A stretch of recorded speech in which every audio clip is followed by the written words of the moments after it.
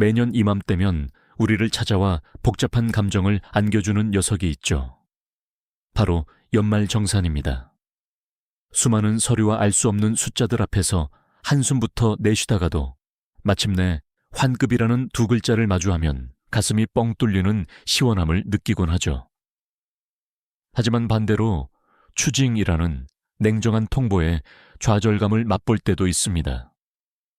왜 우리는 이토록 복잡한 과정을 매년 반복해야만 하는 걸까요?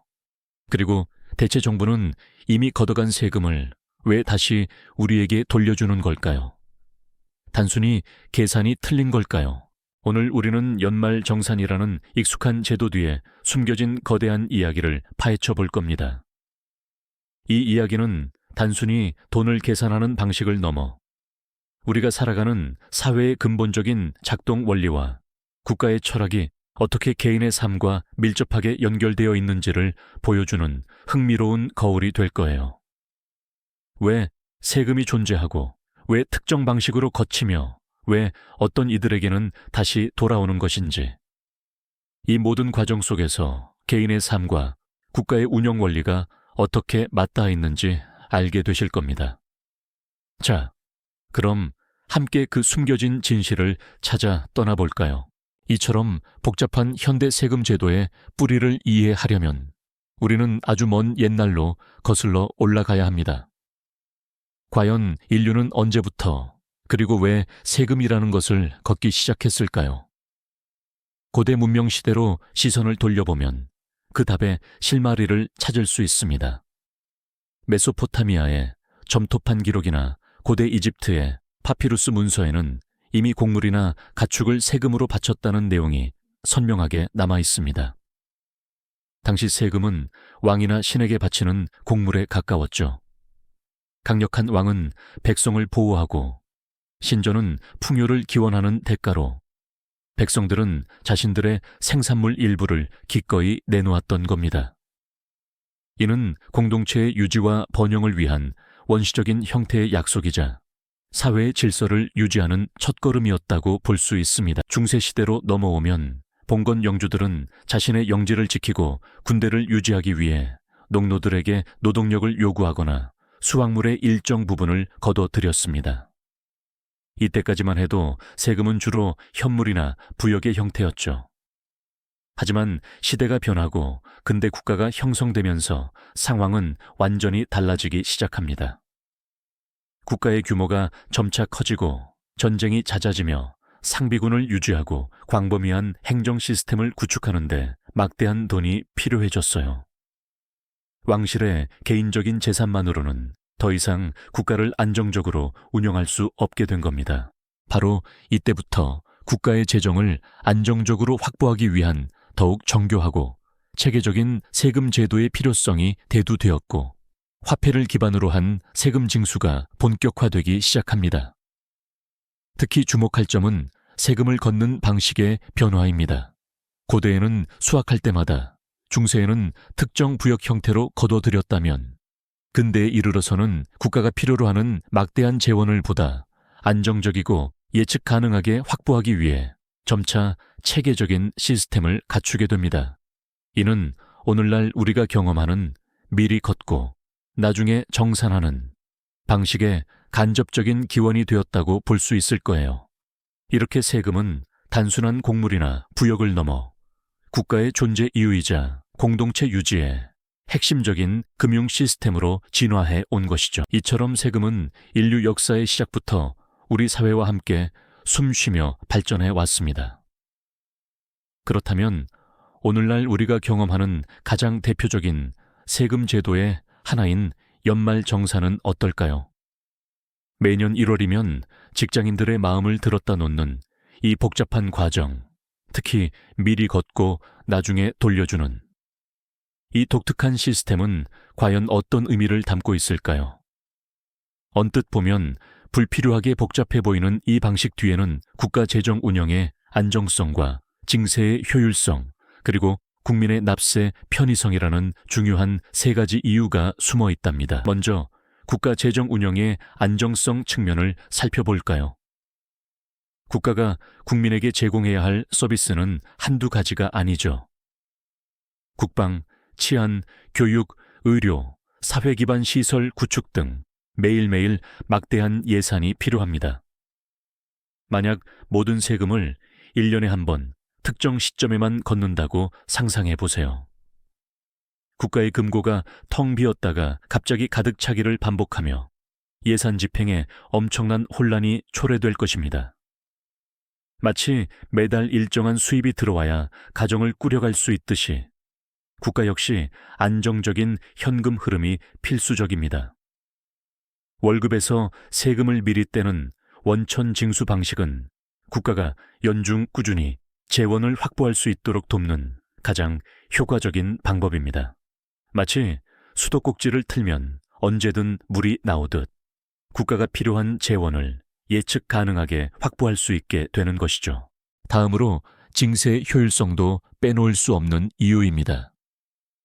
국민 한 사람 한 사람이 직접 세금을 계산하고 납부하는 과정은 생각보다 많은 행정비용과 시간을 필요로 합니다. 하지만 기업이 직원들의 급여를 지급할 때 미리 세금을 떼어 국가에 납부하는 원천징수 방식을 활용하면 개별 납세자들이 일일이 세무당국과 소통해야 하는 번거로움이 크게 줄어듭니다. 이는 국가 입장에서도 세금을 걷는 데 드는 비용을 절감하고 불완전한 신고로 인한 오류를 최소화하는 데 큰 도움이 됩니다. 마치 대규모 마트에서 한 번에 많은 물건을 구매하는 것이 개별 가게에서 소량씩 사는 것보다 효율적인 것처럼 말이죠. 기업이 세금 징수에 일부 역할을 대행해 줌으로써 국가와 국민 모두에게 효율적인 시스템이 구축되는 셈입니다. 그리고 마지막으로 국민의 납세 편의성입니다. 만약 1년치 세금을 한꺼번에 납부해야 한다면 많은 분들이 큰 부담을 느끼실 겁니다. 특히 고소득자가 아닌 일반 직장인들에게는 더욱 그렇겠죠. 월급에서 매달 조금씩 세금을 떼어가는 방식은 세금 납부의 부담을 분산시켜 심리적인 저항감을 줄여줍니다. 마치 할부로 물건을 사는 것처럼 큰 금액을 한 번에 내는 대신 나누어 내는 것이 훨씬 편하게 느껴지는 것과 같은 이치입니다. 그리고 연말정산은 이렇게 미리 낸 세금이 개인의 복잡한 생활 환경과 지출 내역을 반영하여 최종 세액을 확정하는 과정입니다. 이때 납세자들이 다양한 공제 혜택을 통해 세금을 돌려받을 수 있는 기회가 생기게 되는 것이죠. 그런데 여기서 한 가지 더 깊이 생각해 볼 지점이 있습니다. 단순히 더 거둔 세금을 돌려주는 것을 넘어 연말정산의 환급이라는 제도는 국가의 중요한 정책적 의도와 사회적 계약이 담겨 있는 아주 영리한 도구라는 점입니다. 국가가 국민에게 환급이라는 당근을 제시하며 특정한 사회적 가치나 경제 활동을 장려하는 방식이죠. 예를 들어볼까요? 저축을 장려하기 위해 연금저축이나 주택청약종합저축에 대한 세액공제 혜택을 제공합니다. 이는 개인이 미래를 대비하고 안정적인 노후를 설계하도록 돕는 동시에 국가적으로는 장기적인 자본 형성을 유도하는 효과를 가져옵니다. 또한 신용카드 사용액이나 현금 영수증 사용액에 대한 소득공제는 소비를 진작시켜 경제 활력을 불어넣는 역할을 합니다. 주택 마련, 대출 이자 상환액에 대한 소득공제는 내 집 마련의 꿈을 지원하고 주거 안정을 돕는 정책적 배려이기도 하고요. 자녀를 양육하는 가구에 대한 세액공제는 저출산 문제 해결에 기여하려는 국가의 의지가 담겨 있다고 볼 수 있습니다. 이처럼 의료비, 교육비, 기부금 등 다양한 공제 항목들은 단순히 개인의 부담을 줄여주는 것을 넘어 건강한 사회 구성원으로서 특정 분야에 투자하고 기여하도록 유도하는 국가의 메시지라고 해석할 수 있습니다. 환급은 단순히 세금을 돌려받는 행운이 아니라 국가가 국민과 함께 만들어가고자 하는 사회의 청사진이 담긴 섬세한 정책 도구인 셈이죠. 국민은 세금을 통해 국가 운영에 참여하고 국가는 환급이라는 보상을 통해 국민의 특정 행동을 장려하며 사회 전체의 이익을 도모합니다. 이 과정 자체가 국가와 국민이 맺는 중요한 사회적 계약의 한 모습이라고 할 수 있을 거예요. 이 과정 자체가 국가와 국민이 맺는 중요한 사회적 계약의 한 모습이라고 할 수 있을 거예요. 그렇다면 우리가 매년 경험하는 이 환급이라는 제도는 과연 단순히 세금을 더 냈으니 돌려받는 지극히 개인적인 오버페이의 반환에 불과할까요? 실은 그렇지 않습니다. 이 환급금의 이면에는 국가가 국민과 함께 이루고자 하는 더 큰 그림, 즉 다양한 정책적 목표를 달성하기 위한 섬세하고도 강력한 도구로서의 역할이 숨어 있죠. 단순히 납세자가 세금을 더 냈을 경우 그 차액을 돌려주는 것을 넘어 특정 사회적 가치나 경제활동을 장려하기 위한 국가의 의지가 깊이 투영되어 있다는 말씀입니다. 생각해 보시죠. 국가가 국민의 저축을 독려하고 싶을 때 특정 저축 상품에 가입하면 세액 공제 혜택을 주는 방식으로 환급금의 규모를 늘려줄 수 있습니다. 이는 국민이 미래를 위해 자산을 형성하도록 돕는 동시에 국가 경제의 안정적인 자금 흐름에도 기여하게 되죠. 또한 침체된 경기를 활성화하기 위해 소비를 진작해야 할 필요가 있을 때는 어떻겠습니까? 신용카드 사용액이나 특정 소비 항목에 대한 소득 공제율을 높여줌으로써 국민들이 지출을 늘리도록 유도하는 겁니다.